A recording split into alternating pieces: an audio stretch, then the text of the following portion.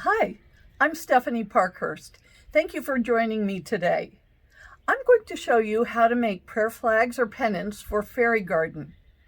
Although I'll suggest a number of different items and materials for these activities, you probably have some things around your house that you can substitute and they will serve just as well. Have fun and use your imagination. To get started, you will need the following materials and equipment: scissors, glue. I like E6000 because it sticks to almost everything and isn't too hard to get off your fingers. Wax paper, 2 twigs 12 to 14 inches long, string or twine, and fabric scraps. Begin by choosing your fabric scraps.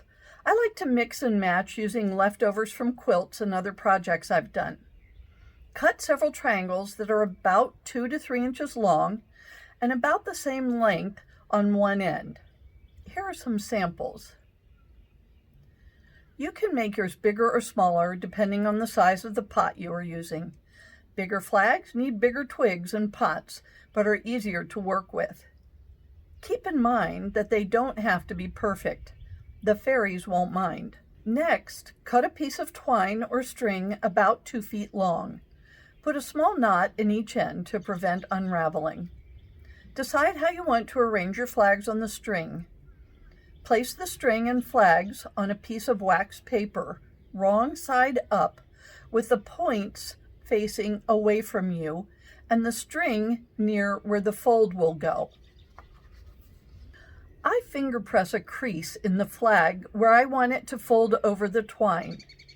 You will notice ears sticking out of the side. You can cut them off now, after the glue dries, or just leave them. Now for the messy part. Apply glue to the top edge of the flag, fold it over the twine, and press for a few seconds.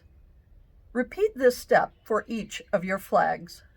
Once the glue has dried sufficiently, tie the twine around the twigs. You'll have to adjust the length of the twine to fit your flags in fairy garden. I hope this made you smile. Join me next time when I'll show you how to make table and stools out of champagne and wine corks. See you then.